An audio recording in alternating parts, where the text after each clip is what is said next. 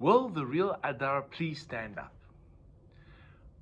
In a leap year, we have a strange phenomenon, and that is that the month of Adar is doubled.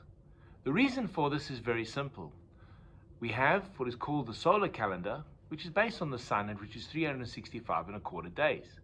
We have the lunar cycle, which is 354, which means that every year there's going to be an 11-day gap between the solar year and the lunar year. The problem that we have is that the Torah tells us very clearly that the festival of Pesach has to fall in the springtime, and therefore it was instituted that we needed to add an extra month 7 times in a 19-year cycle, and this is called the second Adar. The question now becomes is which is the primary Adar of this year? Is it what we call Adar 1 or Adar 2? So the rabbis say as follows, that they want to link the redemption of Adar, i.e. the Purim story, with Pesach. And thus the primary month of Adar is Adar 2, not Adar 1. And that is why you'll find that Purim is in Adar 2, and the special Shabbatot, the 4 special Shabbatot, which surround Purim and lead to Pesach, fall in Adar 2. So what does that mean for Adar 1? Is it like a nothing time? What happens? So first of all, the rabbis already say, Mishenichnas Adar marbim simcha, when the month of Adar enters, our joy increases.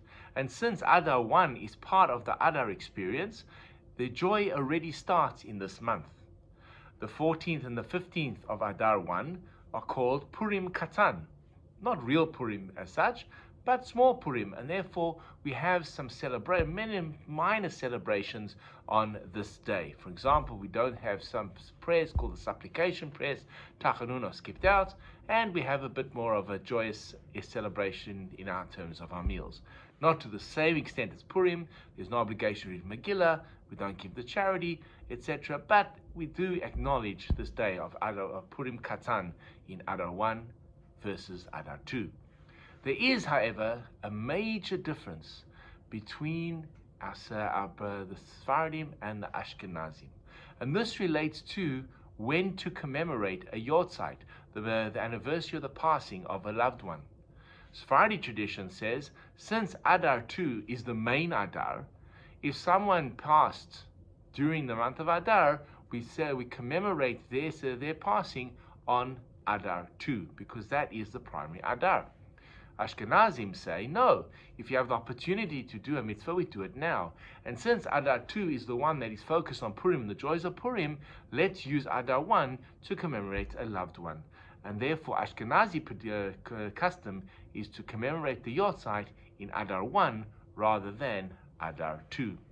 There are those who say, well, we're not quite sure, so we're actually going to commemorate the yortzeit in both Adar 1 and Adar 2. But the month of Adar does create a fascinating anomaly, and that is related to bar mitzvah. When does a child turn 13? So here again, if a child is born in a regular year Adar, with only one Adar, when it comes to the leap year, when should he celebrate his bar mitzvah? So there we push the Adar, the celebration, to Adar 2. If the child was born in a leap year already, well then Adar 1, Adar 2, whatever that month they were born in, if that year was again a leap year, they would celebrate in that particular Adar.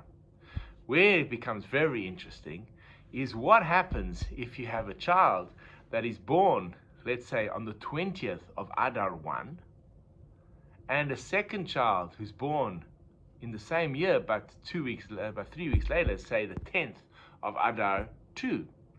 When then we come to a regular year, the child who was born second will celebrate his bar mitzvah first, because he, or being born on the 10th of Adar 2 in a regular year, that'll be his bar mitzvah. He will turn 13 on the 10th of Adar.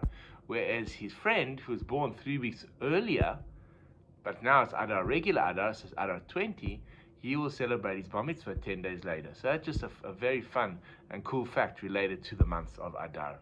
But in terms of the mitzvot and the primacy of the day, Adar 2 wins out in almost all of our celebrations and commemorations.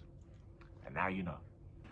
Hi, this is Rabbi Lewin. If you've enjoyed the content of the sermons and the ideas that have been expressed in the YouTube video, please hit that first subscription button and notification bell, and share the videos with friends. We'd love to grow the channel and love to engage with you. Please share your comments in the section below. I'd love to hear from you. Have an amazing day.